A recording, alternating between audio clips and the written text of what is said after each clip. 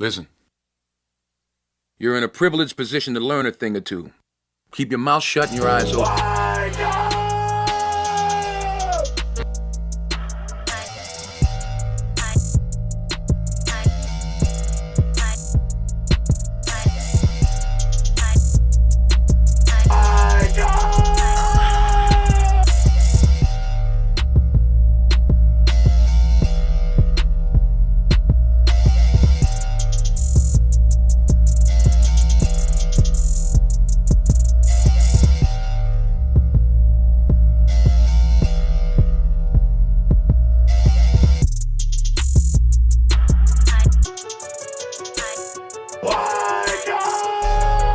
Now, when it comes to the life of Harriet Tubman, you might think all there is to know about her life has already been uncovered. Well, thanks to an archaeologist with the State Highway Administration, that statement couldn't be further from the truth. Today, we've learned they found the home of Harriet Tubman's father, Ben Ross. Ben Ross was enslaved on the Thompson plantation, less than a mile away from the Broadus plantation where Harriet was enslaved. Well, we know that in 1836, Anthony Thompson's will, and he was the person who enslaved Ben Ross, he put in there that, and 5 years from his death, that Ben would be manumitted, freed, and be given 10 acres. Not only the will, but also some land deeds over time began to mention Old Ben's place. Not only the will, but also some land deeds over time began to mention Old Ben's place. Not only the will, but also some land deeds over time began to mention Old Ben's place. Alongside the road, in this location by the water. And putting those clues together, we had a search area. Finding this land and the artifacts that came along with it gives insight into exactly how Ben Ross lived.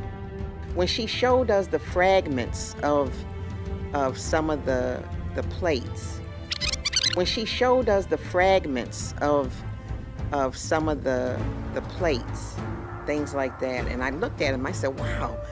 I said, this is, to me, it looks highly decorative. I didn't expect to see something like this used by enslaved people.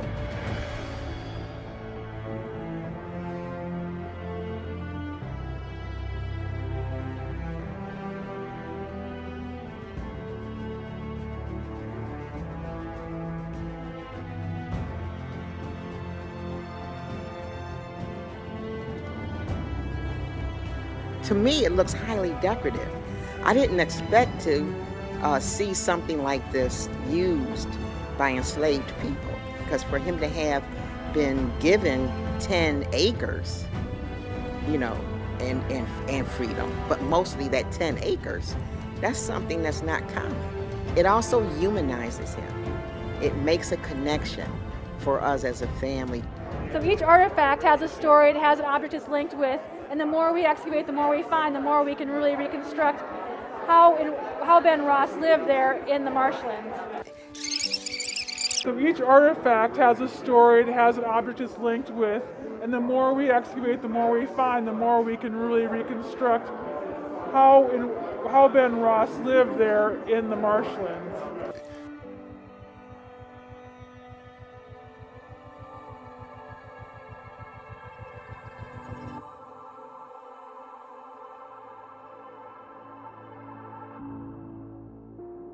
The state park eventually plans to have the site open to the public after excavation is complete and a safe pathway has been created. The Treasury Department is working to put Harriet Tubman on the $20 bill. The Civil War-era abolitionist leader would replace President Andrew Jackson. It was confirmed by White House Press Secretary Jen Psaki on Monday. The Trump administration, the Obama administration initially had wanted to put Harriet Tubman on the $20 bill. The Trump administration dragged their feet on that. I wanted to see if the Biden administration has a sort of view of the timeline on whether or not she should be on the paper currency. I was here when we announced that, and it was very exciting. It hasn't moved forward yet, which we would have been surprised to learn at the time. The Treasury Department is taking steps to resume efforts to put Harriet Tubman on the front of the new $20 notes. It's important that our notes, our money, if people don't know what a note is, reflect the history and diversity of our country, and Harriet Tubman's image gracing the new $20 note would certainly reflect that. So we're exploring ways to speed up that effort. But the move was originally put on hold by the Trump administration after being introduced by President Obama. Officials say it could still take a few years to be implemented.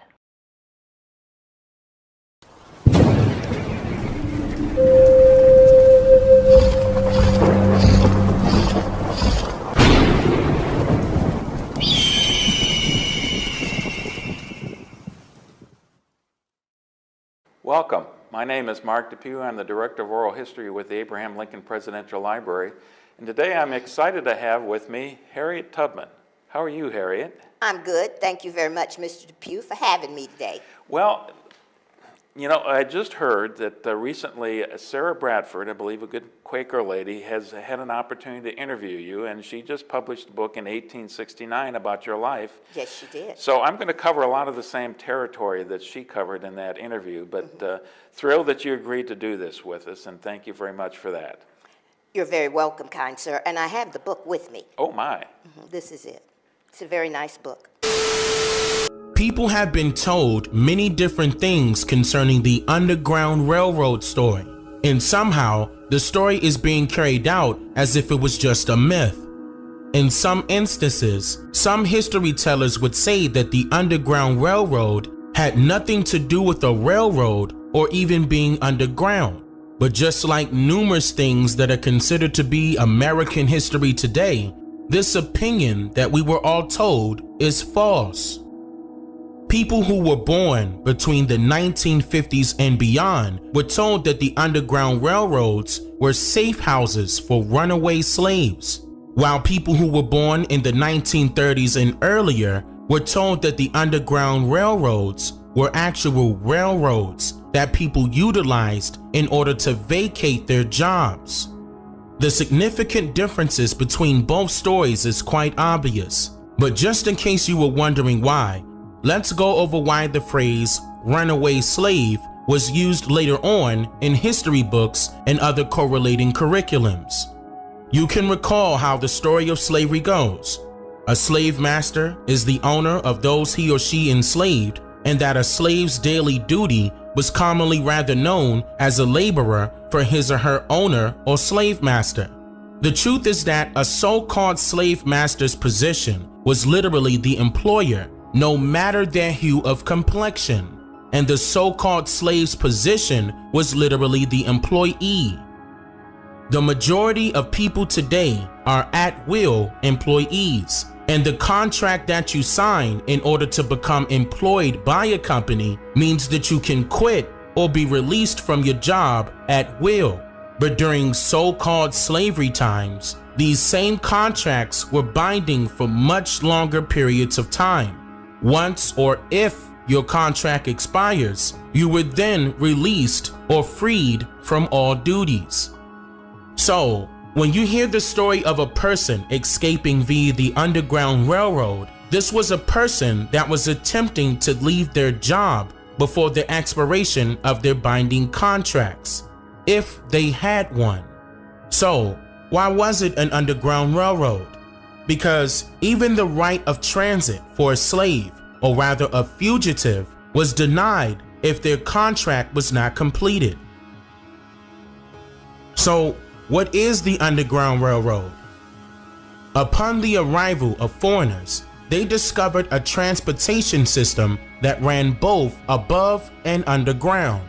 This transportation system was previously designed to run from coast to coast, aligning parallel with the canals and rivers throughout North America. The expansiveness of these ancient railway structures was so great in numbers that it was very difficult for any foreigner to even attempt to regulate them all during this time period and even the days of so-called slavery. Now, you can get an idea of what these underground railroads looked like if you were to visit, say, your local train stations, for example. Upon close examination, you will notice that there are usually 2 to 3 sets of tracks, in which one set typically includes a left side track and a right side track. In more common use areas, only 2 sets out of a possible 3 are being used today, leaving one to wonder why one set of tracks are currently not in use. According to the routes that are displayed on the maps of the Underground Railroads, they directly correlate with the same routes of service that are still being used today, and even with some of the much older railway destinations that has since been removed, and also with portions of the railway system that ran deep underground. Now, I know what you're thinking. Everything is not a conspiracy, but not everything happens out of pure coincidence neither. A great amount of these much older and more narrow-like tracks ran through hundreds of different mines that led directly into a variety of mounds and mountains throughout the lands. And only the people that were familiar with these routes could conduct a method of transportation for others who are seeking freedom, or rather seeking to quit their jobs. America's history's most famous trophy to use when it comes to campaigning the so-called slave story that was alleged to have occurred here in North America is none other than Harriet Tubman.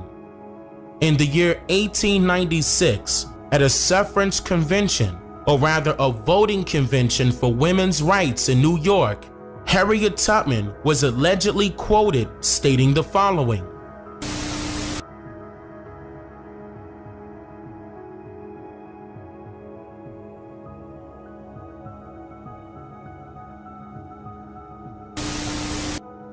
"I was the conductor of the Underground Railroad for 8 years, and I can say what most conductors can't say.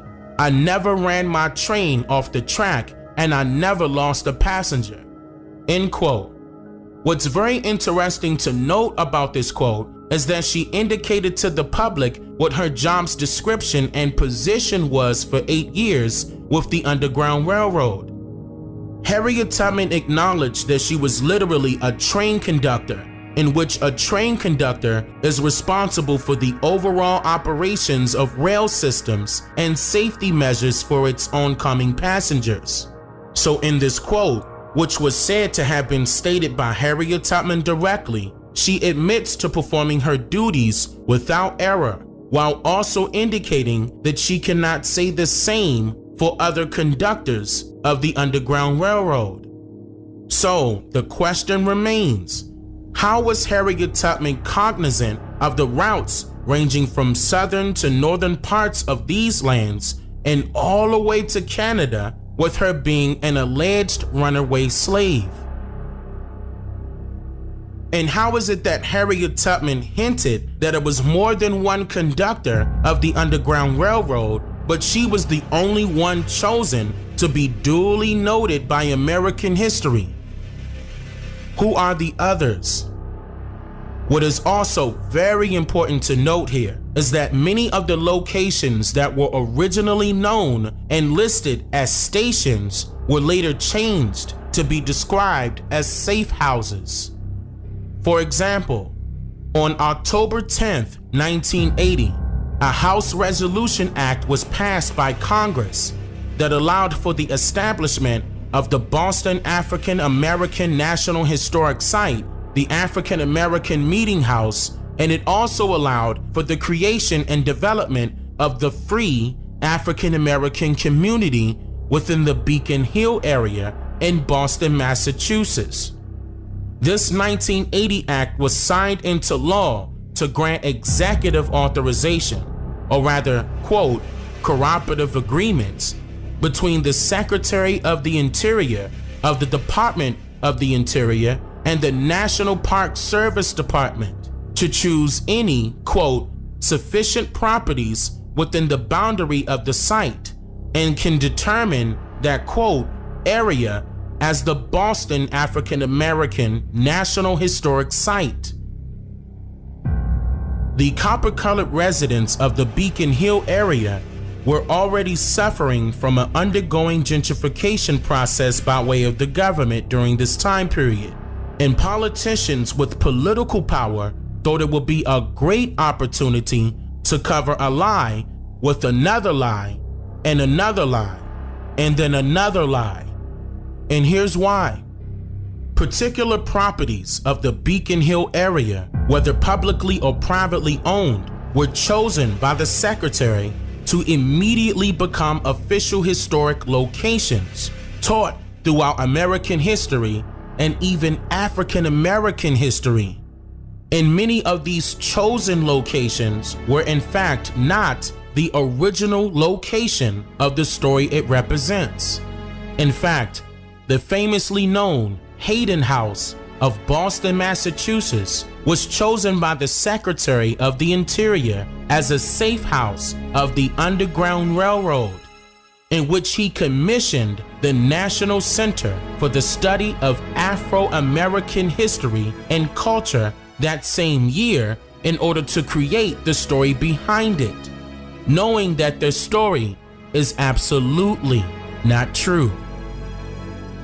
Now, in conclusion, people would say that history was written by the victors, and that's the reason why history is the way it is.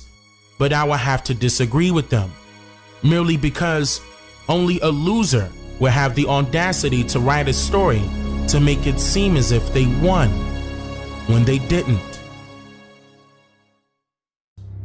Which segues into the story of Harriet Tubman, which is one of the many objects that has been used in our history books as a slave ship in a sense for several years now, even though the origin of the story was truthfully meant to garner an influx of money and public attention from a certain group of people by being utilized as a symbol to make servants feel like leaders and to draw out human emotions that are attached to a said hero or heroine.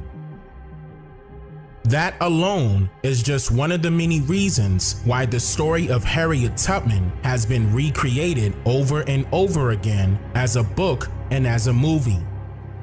But what if you never heard of this story in school before? How would you even know about slavery? Would you hear it from your parents or your grandparents? Can you even recall how many times they have mentioned Harriet Tubman to you? In the English language, the word Harriet is defined in 1828 as an estate ruler, and the word Tubman is defined as in the exchequer, a barrister so-called. An exchequer is a legal term that meant to institute a process against a person in a court of revenue, and a barrister is a counselor learned in the laws, qualified and admitted to plead at the bar relating to the entitlement of the crown. Then, the story of Harriet Tubman was created in 1869, according to an act of Congress in 1869 that was entered into the clerk's office of the District Court for the Northern District of New York by William G. Wise. The name of this story, written by Sarah H. Bradford, is Scenes in the Life of Harriet Tubman, published by W.J. Moses Printer in 1869, and then once again in 1961. Now, in the introduction of this book, located in page 1, it states a lot of essential information. Listen closely. The following little story was written by Miss Sarah H. Bradford of Geneva with the single object of furnishing some help to the subject of the memoir. Harriet Tubman's services and sufferings during the rebellion, which are acknowledged in the letters of General Saxton and others, it was thought by many would justify the bestowment of a pension by the government. But difficulties in the way of procuring such relief suggested other methods, and finally the present one. The narrative was prepared on the eve of the author's departure for Europe, where she still remains. It makes no claim whatever to literary merit. Her hope was merely that the considerably numerous public, already in part acquainted with Harriet's story, would furnish purchasers enough to secure a little fund for the relief of this remarkable woman. Outside that circle, she did not suppose the memoir was likely to meet with much of any sale. In furtherance of the same benevolent scheme, and in order to secure the whole avails of the work for Harriet's benefit, a subscription has been raised more than sufficient to defray the entire cost of publication. This has been effected by the generous exertions of William G. Wise, Esquire, of this city. The whole amount contributed by citizens of Auburn, with the exception of 2 liberal subscriptions by Jared Smith, Esquire, and Mr. Weldon Phillips. Mr. Wise has also consented, at Mrs. Bradford's request, to act as trustee for Harriet and will receive, invest, and apply for her benefit whatever may accrue from the sale of this book. End quote. So, a month after the act of June 27, 1890, which stated that pensions could be granted to widows and soldiers that have been incapacitated, Harriet Tubman allegedly filed for a pension for her deceased husband, Nelson Davis, who had died in October the year prior. And all of these affidavits were filed and signed under the moniker of Harriet Davis. Now, even though she was awarded an $8 pension per month on July 24, 1890, it was said that she later returned to file several more affidavits at different times, in 1892, 1894, and in 1895, all of which were allegedly signed by Harriet Tubman herself as Harriet Davis, or so one may assume. Keep in mind that the lawyer, Mr. Wise, was appointed as the trustee for Harriet Tubman at the request of the author of Harriet Tubman's story, Sarah Bradford. They were adamant about attempting to get her pension raised to $25 per month, but was denied by the Committee of Pensions. And then it was later ruled that Harriet would receive a pension of exactly $20 per month. Does this have something to do with wanting her face on a $20 bill? Harriet Tubman had to pay a lawyer fee of $10 for each affidavit filed, and each affidavit listed personal information that would allegedly corroborate the story of Harriet Tubman's existence, and also provide details to support all of the information that could only be found in Sarah Bradford's book for some strange reason. It stated details on how she met her second husband, Nelson Davis, and it also provided dates of particular events, like when Nelson enlisted as a soldier, the date of their marriage, and the date of his death. But then, oddly enough, unnecessary information about her past life was also included in these affidavits, like information about her first husband, John Tubman, mentioning that she was a scout in the Union Army, providing her location of birth being Dorchester, Maryland, along with her background story about how she was once a slave. It also included missing vital information, like it stating that she lived in Cayuga, New York, but no mention of her exact address, nor does it list anything about her date of birth or any information about her past and current jobs to be able to afford these lawyer fees, nor does it mention the name Araminta Ross, or when and why she changed her first name to Harriet. So, why would she go out of her way to share a book-like story about herself that was totally unnecessary in order to just simply verify that she is Nelson's widow, but not include vital information like, for example, her current address in order for the government to mail the pension to her in the first place? The story of Harriet Tubman has been contradictory each time it was recreated. She has been called an abolitionist, a political activist, then a spy for the Union, and a conductor of the Underground Railroad. Then she was said to have been a teacher and a nurse. But yet, some authors claim that she was illiterate and couldn't read or write. So what did she teach if she couldn't read? And how did she learn how to be a nurse for soldiers that were dying during the Civil War without being able to write?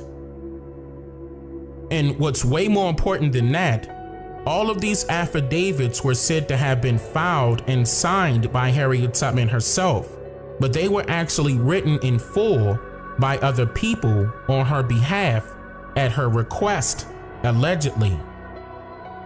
And I say allegedly because the affidavit that was filed in order to give particular people permission to write and speak on Harriet's behalf was done so on the date of May 7th, 1895, which was well after the previous affidavits between the years of 1890 and 1894 were already on file.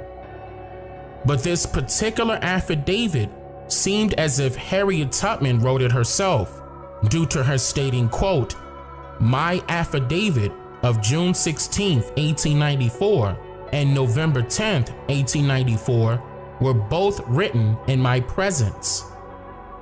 But then the paragraph underneath it states, "The above testimony was all written in my presence," instead of saying, "My testimony was all written in my presence." What is very important to note here is that she only mentioned 3 affidavits being done in her presence, the 2 in 1894 and this one in 1895, with no mention of the previous affidavits. And here's the problem with that. The previous affidavits that were allegedly filed by Harriet Tubman herself has the exact same handwriting as all of the other affidavits. And yet, there was no mention of Harriet Tubman being illiterate in any of these documents that she allegedly wrote. In fact, her signature that was done in cursive writing is also identical of that same handwriting. And if you take an even closer look, you'll notice that each of her signatures are all marked by an X, while being accompanied by 2 other signatures of 2 separate witnesses. Now, even though in certain situations an X mark can be used to provide a signature for those people who are incapacitated due to illiteracy or disability, an X mark as a signature could also be used in the case of fraud and misinformation. According to a book by author Scott Richard Lyons called X Marks, Native Signatures of Ascent, an X mark is a treaty signature. During the 18th and 19th centuries, it was a common practice for treaty commissioners to have their Indian interlocutors make X marks as signifiers of presence and agreement, meaning an Indian signature was recorded by the phrase, his X mark, and what the X mark meant was consent. An X mark also signified coercion. As everyone knows, treaties were made under conditions that were generally unfavorable to Indians, and as a result, they were often accompanied by protests. End quote. Harriet Tubman was finally awarded multiple other pensions, but only years after she died. And having been married twice with no biological children in between them and no records of next of kin, who are the beneficiaries of these new pensions, along with the money that is still being made from numerous books and movies about her story today? Mrs. Christine Shack, their teacher, was asked about her pupils. Mrs. Shack, do your pupils, who are, most of them, children of migrant families, are they anxious to get an education? Terribly anxious, even more so than the child in the normal school here. Do they get any help from their parents as far as schoolwork is concerned? Usually you will find that the parents themselves are not educated. When we go out to enroll the children, oftentimes the parent will make an X and the person interviewing will have to sign it in order to get permission for the child to be enrolled in school. Listen. You're in a privileged position to learn a thing or two. Keep your mouth shut and your eyes open.